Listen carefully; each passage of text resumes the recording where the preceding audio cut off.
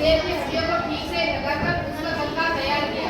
जो 3 दोस्त थे ना, 4 में से एक अनपढ़ था, 3 थे, 3 को विद्याओं का ज्यादा ज्ञान था। उन्होंने क्या किया, जंगल में गए, एक शेर को देखा, मरा हुआ, उसकी अस्त्र पंजे बिखरी हुई थी। उन्होंने कहा क्यों नहीं शेर को वापस जीवित किया जाए।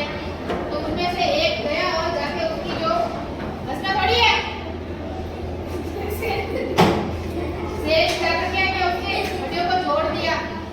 उनमें से एक ने, तीनों में से